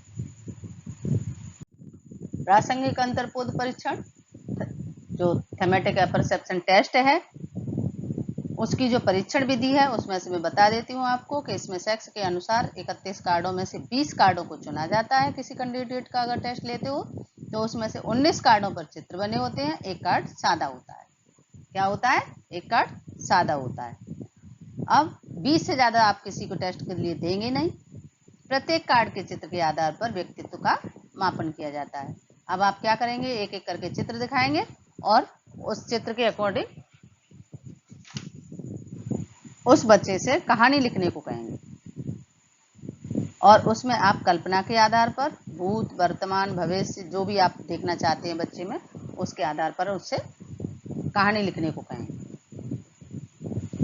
इस टेस्ट का प्रशासन 2 बार में किया जाता है। पहले 10 कार्ड दिए जाएंगे, फिर 10 कार्ड दिए जाएंगे। दोनों के समय में कितना अंतराल होगा? तो 24 घंटे का अंतराल होगा। अंत में एक सादा कार्ड दिया जाएगा जिसमें प्रयोज अपने मन की बात चित्र के माध्यम से या कहानी के माध्यम से लिख सकता है। ये आपको टेस्ट करने का मेथड बताया मैंने। एनालिसिस मेथड यानी आप कैसे विश्लेषित करेंगे? तो उसने क्या किया है? एक्टर्स, प्रत्येक कहानी में जिस व्यक्ति की भूमिका होती है मेन एक्टर्स के रूप में, उसे नायक समझकर पता लगाया जाता है, यानी हीरो। उसी व्यक्ति के साथ में आत्मीकरण किया जा रहा है। नीड, उसकी क्या आवश्यकता रही? तो उस जो कहानी का हीरो है उनकी प्रमुख आवश्यकताएं क्या हैं उनका पता लगाएंगे। मुरे ने स्वयं इस परीक्षण के माध्यम से बताया कि इससे 28 आवश्यकताओं का मापन किया जाता है। ये कभी पूछा नहीं गया है बट अपनी नॉलेज के लिए देख लेते हैं। वातावरण संबंधी ये आवश्यकता वाला बता दिया मैंने। कितनी आवश्यकताओं को बताया? 28 आवश्यकताओं को मापन होता है इससे। वातावरण संबंधी बल, एनवायरमेंट फोर्स, यानी वातावरण संबंधी बल जिन्हें प्रेस की संज्ञा दी जाती है, जिनसे व्यक्ति विशेष की आवश्यकताएं या तो पूरी होती हैं या पूरी होने से रह जाती हैं, इसका पता लगाया जा सकता है। तीसरा है वातावरण संबंधी बलों की अंतःक्रिया। प्रत्येक कहानी में वातावरण संबंधी बलों की अंतःक्रिया, जिसे धीमा की संज्ञा दी जाती है। किसकी? धीमा, ये उनका नाम कुछ रखा हुआ उन्होंने। परिणाम, प्रत्येक कहानी में एक निष्कर्ष होता है और वो या तो उचित होगा या अनुचित होगा। इससे आप क्या अंदाज लगाएंगे कि वो कितना मैच्योर है? निष्कर्ष, कंक्लूजन निकलता है। आप इंटरेस्ट बता सकते हैं, अभिरुचियां बता सकते हैं, आवश्यकताएं बता सकते हैं, सामाजिक आवश्यकताएं बता सकते हैं, उसकी सारी जानकारी इसके माध्यम से मिल जाएंगी और उसी तरह से आप क्या करेंगे? बच्चे को गाइड करेंगे। आलोचना, इसमें भी रोर्सा परीक्षण की तरह जटिलता मिलती है। इसके द्वारा जो क्या करेंगे? व्यक्तित्व का जो परीक्षण है संख्यात्मक नहीं होता है, ये गुणात्मक होता है। कैसा होता है? गुणात्मक, क्वालिटेटिव। इसमें गलतियां अधिक हो जाती हैं, यानी जो परीक्षार्थी टेस्ट ले रहा है अगर उसको उसकी नॉलेज नहीं है तो आप उसका रिजल्ट अच्छा नहीं निकाल सकते। यही सबसे मेन कारण है। और कुछ का कुछ बताएंगे तो उस पर आप कोई उपचार नहीं कर सकते। ये डॉक्टर जैसा हाल है कि अगर उस डॉक्टर को नॉलेज ही नहीं है कि इसकी बीमारी क्या है तो इलाज किस चीज़ का होगा, और सालों साल इलाज चलता रहेगा, दूसरी बीमारी और तैयार हो जाएगी। इसीलिए इसको पूर्ण रूप से मानकीकृत नहीं माना जाता। ठीक है, ये था आपका थैलेमैटिक एपरसेप्शन टेस्ट। चलिए इसके आगे का देखते हैं हम कौन सा है टेस्ट। ये सारे ही पूछे जाते हैं, इसलिए किसी भी टेस्ट को आप हल्के में नहीं ले जाएं। ये आपका बालक अंतर्बोध परीक्षण है, चिल्ड्रन एपरसेप्शन टेस्ट है। उधर क्या था? थैलेमैटिक एपरसेप्शन टेस्ट। क्या था? थैलेमैटिक एपरसेप्शन टेस्ट इससे पहले पढ़ा था। अब पढ़ेंगे हम चिल्ड्रन एपरसेप्शन टेस्ट। प्रासंगिक अंतर्बोध परीक्षण पहले पढ़ा हमने, अब पढ़ने जा रहे हैं बालक अंतर्बोध परीक्षण। इसके प्रवर्तक कौन है? तो लियोपोल्ड बेलक है। अब आपसे अगर पूछ लेते हैं कि लियोपोल्ड बेलक किसके प्रवर्तक हैं, तो बालक अंतर्बोध परीक्षण के। प्रासंगिक अंतर्बोध परीक्षण के द्वारा हम किशोरों प्रासंगिक अंतर्बोध परीक्षण के द्वारा हम किसका पता लगा रहे थे? तो किशोर और प्रौढ़ व्यक्तियों के व्यक्तित्व की जांच कर रहे थे। और इससे छोटे बच्चों का टेस्ट नहीं हो सकता था, लेकिन इस परीक्षण के माध्यम से हम क्या करेंगे? छोटे बच्चों का टेस्ट करेंगे। और छोटे बच्चों में कितनी आयु के बालक होंगे? 3 से 10 साल के बच्चे के। और परीक्षण की सामग्री क्या होगी? तो इसमें भी आपके 10 कार्ड हैं। कितने कार्ड? कुल 10 कार्ड होते हैं। और इन 10 कार्डों पर क्या रहता है? जानवरों के चित्र बने होते हैं। जैसे 2 बंदर आपस में माँ बेटी के रोल खेल रहे हैं। बंदर देखे ना, एक बंदर अपने जो बड़ा बंदर होता है बंदरिया, वो अपने बच्चों के जुएं देखती है, कभी प्यार करती है, कभी खिसे आती है उनको। तो उससे हम क्या देख सकते हैं कि मम्मी हमारी ऐसी प्यार करती है। तो कोई ना कोई, या बिल्ली का होगा, बिल्ली और बिल्ली का बच्चा हो सकता है। तो इस तरह के आपको कोई ना कोई चित्र होंगे जो दिखाएंगे, उनसे जुड़ी कहानी लिखकर वो बच्चे से आप देख सकते हैं कि उनके अंदर क्या क्या छुपी प्रतिभाएं। लड़ाई की भी हो सकती है, प्यार की भी हो सकती है, कहीं उनके इमोशंस हैं, घूमने जाने के भी हो सकते हैं, तो उससे रिलेटेड भी बता सकते हैं। तो इसमें वो अपने अनुभव, भावना तथा व्यक्तित्व संबंधी इन गुणों को कहानी के माध्यम से प्रकट करते हैं। ठीक है। परीक्षा का ढंग, आम परीक्षाओं की तरह ही है। इधर सबसे पहले बालक को ठीक से बैठने के लिए कहेंगे और उससे कॉन्फिडेंस पे लेंगे कि हम तुम्हारी बात को किसी को नहीं बताएंगे। उसके बाद एक एक करके 10 कार्डों को दिखाएंगे उसको, और इसी आधार पर आपने क्या किया, बालक को कहानी की रचना करने के लिए कह दिया। इस कार्य को बोझ नहीं समझा, वो खेल खेल में उससे करेंगे तो अच्छे रिजल्ट आएंगे। विश्लेषण, विश्लेषण आप करेंगे, एनालिसिस करेंगे। कैसे करेंगे? कहानियों का विश्लेषण एवं व्याख्या के लिए सबसे पहले नायक, हीरो, उसकी पर्सनैलिटी क्या है, उससे संबंधित देखेंगे, उसे कहानी के माध्यम से क्या प्रकट किया गया है, कहानी का प्रसंग, थीम कैसी है, थीम ऑफ स्टोरी, रचना के लिए उसने क्या प्रसंग चुना है, टाइटल क्या दिया है उसको, कहानी का अंत कैसा है, अच्छा है, बुरा है, सुखद है, दुखद है, बिछड़ा है, प्यार भरा है, तो उसमें उसने क्या परेशानी व्यक्त की है, या स्नेह व्यक्त किया है, या लड़ाई की है, या किसी व्यक्ति वस्तुओं की रिक्वायरमेंट रखी है, या किसी आकृति उपस्थिति के बारे में बताया है।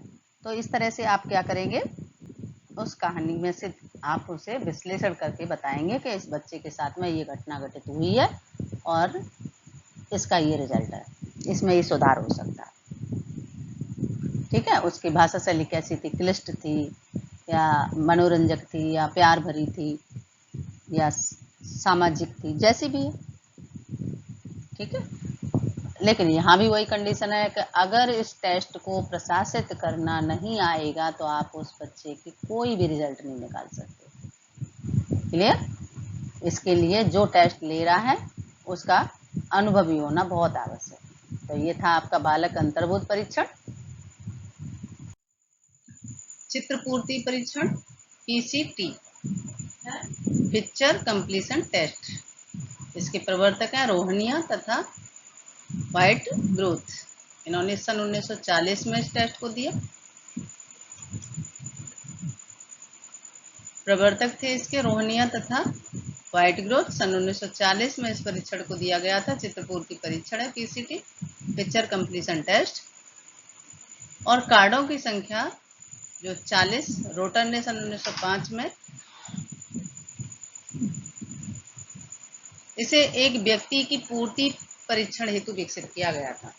बस वैसे ये अभी तक पूछा नहीं गया कभी भी, लेकिन फिर भी मैंने आपको बता दिया। यहाँ हम पढ़ेंगे शब्द साहचर्य परीक्षण, वर्ड एसोसिएटेड टेस्ट। ठीक है, व्हाट, वर्ड एसोसिएटेड टेस्ट। परीक्षण का प्रयोग है वो किसने किया, तो फ्रॉइड ने किया। फ्रॉइड का नाम आपने इससे पहले कभी सुना है? नहीं, तो मैं बता देती हूँ। फ्रॉइड का मनोविश्लेषण सिद्धांत है इड, ईगो, सुपर ईगो, जिसमें इन्होंने मेन बताया है इसके विषय में। मनोविश्लेषणवादी थे फ्रॉइड तथा उनके शिष्य युंग। मैंने इससे पहले अभी बताया था कि युंग ने व्यक्तित्व का वर्गीकरण दिया है, अंतर्मुखी, बहिर्मुखी और उभयमुखी, ये 3 दिए थे। और फ्राइड ने क्या दिया था, मनोविश्लेषणवादी सिद्धांत दिया था, इड, ईगो, सुपर ईगो, इदम, अहम, अत्यहम। ठीक है, तो ये व्यक्तित्व का इन्होंने जो है सिद्धांत इन्होंने पूरा दिया। इसमें क्या है, तो जैसे इससे पहले के जो टेस्ट किए थे ठीक उसी तरह से इधर भी है।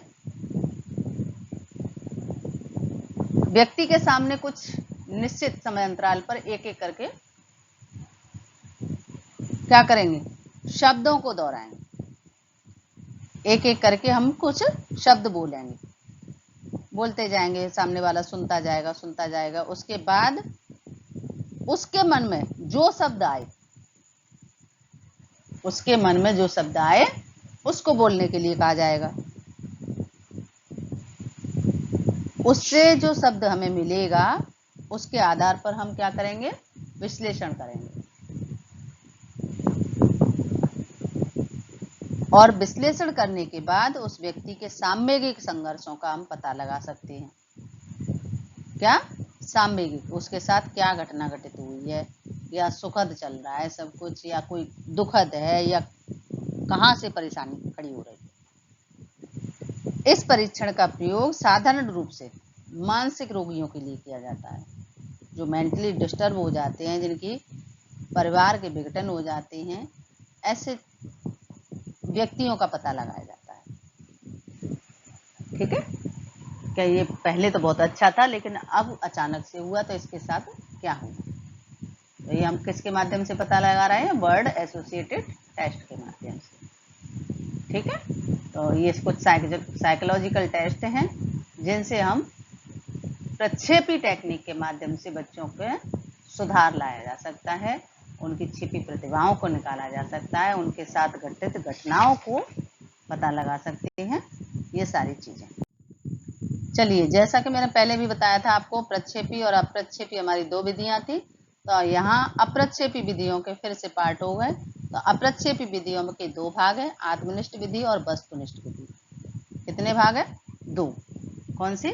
आत्मनिष्ठ विधि और वस्तुनिष्ठ विधि। अब आपसे कोई पूछता है कि अप्रक्षेपी विधियों के कितने भाग हैं, तो आप कहेंगे आत्मनिष्ठ विधि और वस्तुनिष्ठ विधि। चलिए, आत्मनिष्ठ विधि। अब आत्मनिष्ठ विधि के बहुत सारे पार्ट हो गए। तो सबसे पहला है केस स्टडी।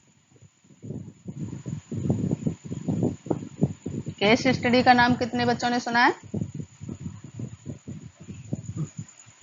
डॉक्टरी लाइन में इसका सबसे ज्यादा यूज है। इस किसी व्यक्ति के व्यवहार को समझने के लिए इसका प्रयोग किया जाता है।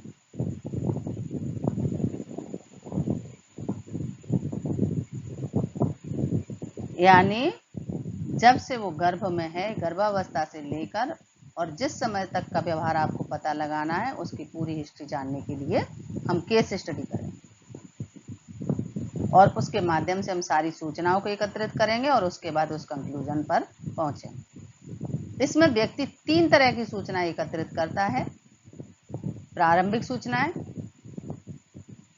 बीच यानी मध्य का इतिहास और वर्तमान अवस्था। ठीक है, ये आपकी केस स्टडी थी। और इस तरह की सूचनाएं एकत्र करने में व्यक्ति विभिन्न प्रविधियों, साक्षात्कारों और प्रश्नावलियों का प्रयोग करते हैं। इन तीनों के द्वारा हम केस स्टडी का प्रयोग कर सकते हैं, केस स्टडी कर सकते हैं किसी बच्चे की, किसी प्रविधि के माध्यम से, इंटरव्यू लेकर और क्वेश्चनर भरवाकर। ये आपकी केस स्टडी का फॉर्मेट हो गया। साक्षात्कार विधि, ये संरचित और असंरचित प्रकार का होता है। साक्षात्कार सरकारी नौकरियों में चयन के लिए भी किया जाता है, अब तो प्राइवेट में भी होता है।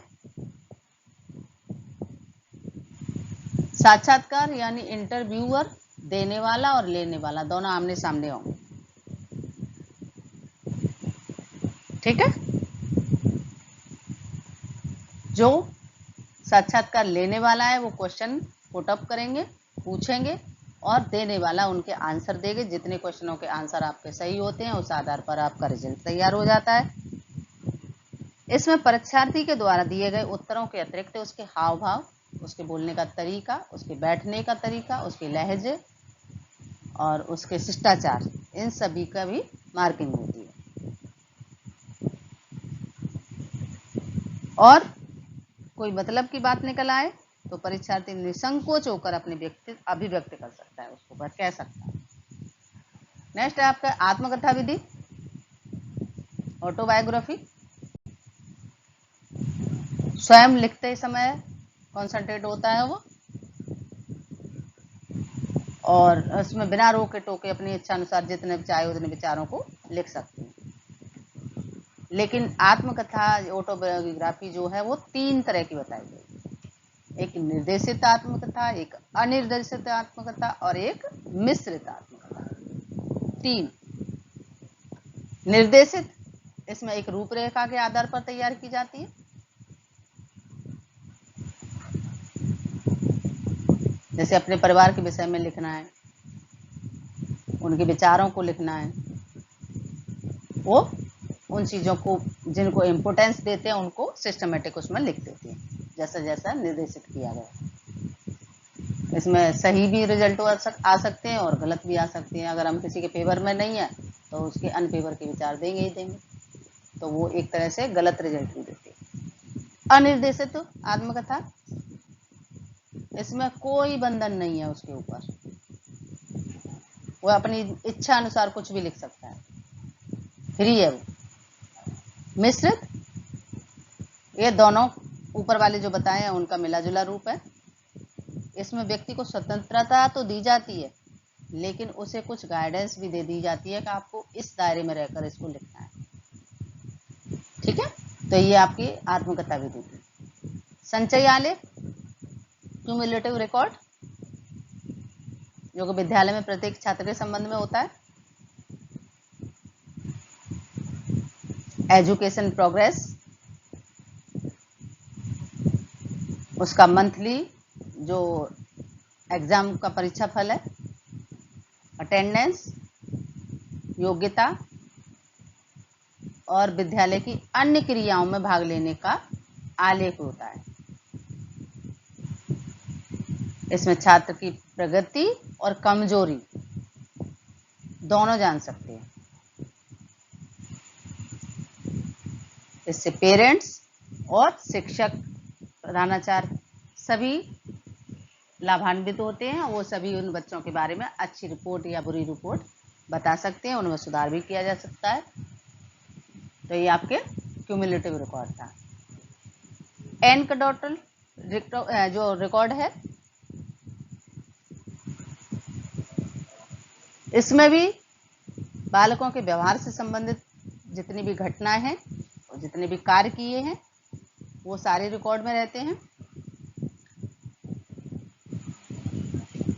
इन घटनाओं या इन कार्यों का जो सही आलेख है वो इसमें सिस्टमेटिक लिखा जाता है। तो ये लगभग क्यूमुलेटिव के सेम जैसा ही है। इसमें भी निरीक्षणकर्ता की छात्रों की रुचियों का तथा झुकाव को, जो भी उत्पन्न करने वाले घटक होते हैं उन सब का पता लगाया जाता है।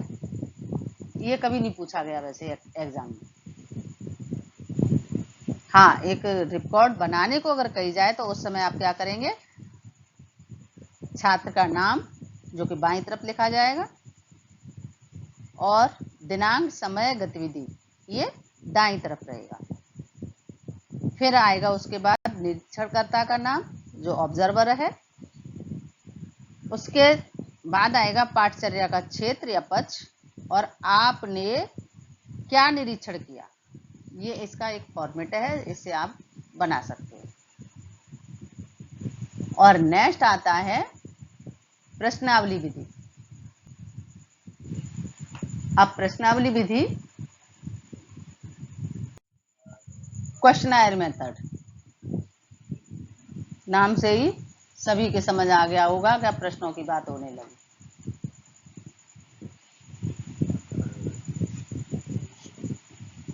प्रश्नावली के कुछ प्रकार हैं,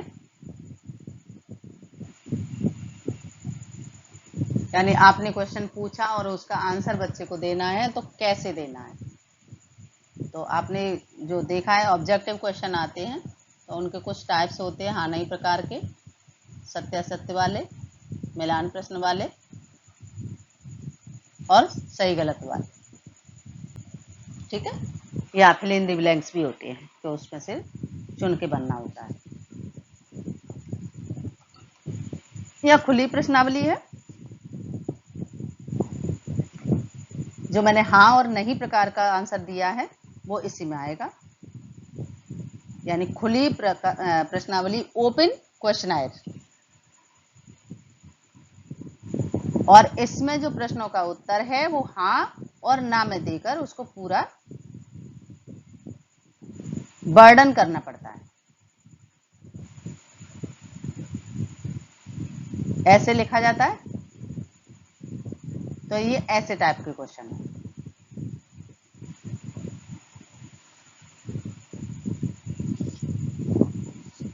कितना भी लिख सकते हैं। जैसे आपको लिखना है कि दीपावली का निबंध लिखिए, कोरोना के विषय में लिखिए, वर्तमान परीक्षा प्रणाली पर निबंध लिखिए, तो ये आपको खुली प्रश्नावली है, आप इसमें कितने भी पेज भर सकते हैं। दूसरा है प्रतिबंधित या बंद प्रश्नावली। यहां आप केवल हाँ और नहीं में आंसर देंगे, यानी भारत के प्रधानमंत्री मोदी हैं या नहीं। तो अगर आपको पता है कि हैं तो हाँ कर दीजिए, नहीं तो नहीं। आपको पता है कि कोरोना काल में विद्यालय बंद हैं या कक्षाएं चल रही हैं, तो बंद है या नहीं। इस समय तो बंद है, तो आप उसका आंसर हाँ में देंगे। मतलब आप कोई भी क्वेश्चन बना सकते हैं, उसका आंसर आपको हाँ और नहीं में देना पड़ेगा। तीसरा है इसका मिश्रित प्रश्नावली, तो ये सबका मिला जुला रूप है।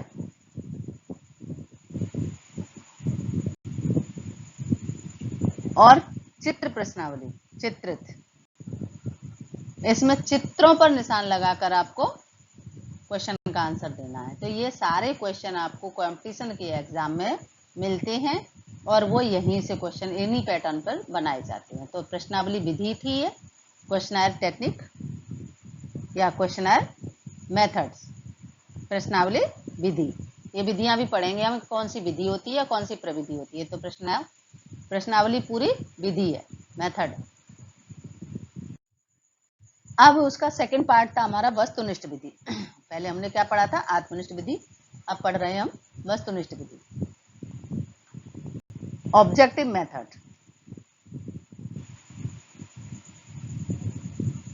ऑब्जेक्टिव यानी आपको सीमित शब्दों में उस विधि का प्रयोग करना है या आंसर देना है। निर्धारण मापनी, रेटिंग स्केल, यहाँ आपको रेटिंग स्केल के कुछ मानदंड दिए गए होते हैं, जिसमें 5 पॉइंट रेटिंग स्केल और 7 पॉइंट रेटिंग स्केल, दो तरह की हैं। तो 5 पॉइंट को अच्छा माना जाता है और 5 पॉइंट रेटिंग स्केल में आपका क्या रहता है,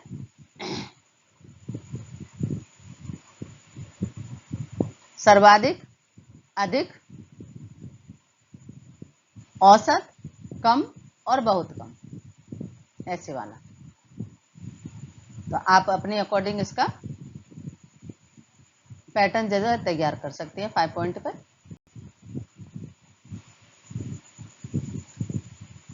चार प्रकार के होते हैं संचयी अंकदंड मापदंड, संचयी अंक मापदंड होता है, संख्यात्मक मापदंड होता है, रेखांकित मापदंड और मानक मापदंड। इनसे हम क्या करते हैं, निर्धारण मापनी, रेटिंग स्केल तैयार करते हैं। सेकंड है नियंत्रण निरीक्षण विधि, कंट्रोल्ड मिक्स्ड ऑब्जर्वेशन मेथड।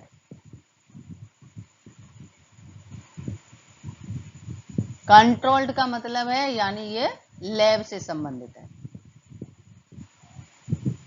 इसमें परीक्षक व्यक्ति की विविध क्रियाओं तथा आचरण व्यवहार का अध्ययन करता है और इन्हीं के आधार पर व्यक्तित्व की विशेषताएं ज्ञात की जाती हैं। क्लियर, कि उसमें क्या क्वालिटी है, किस तरह का पर्सन था, वो किस तरह का व्यवहार करता है। नेक्स्ट है आपका समाजमिति विधि, सोशियोमेट्रिक मेथड। समाज से रिलेटेड है, समाज में जो व्यक्ति रहेगा, सामाजिक कार्य करेगा, समाज में व्यवहार करेगा, किस तरह की सामाजिक गतिविधियों में पार्टिसिपेट कर रहा है, इससे इस चीज का हम पता लगाएंगे। नेक्स्ट है आपकी शारीरिक परीक्षण, फिजियोलॉजिकल टेस्ट, और फिजियोलॉजिकल टेस्ट में आपके ये सारे आ जाते हैं।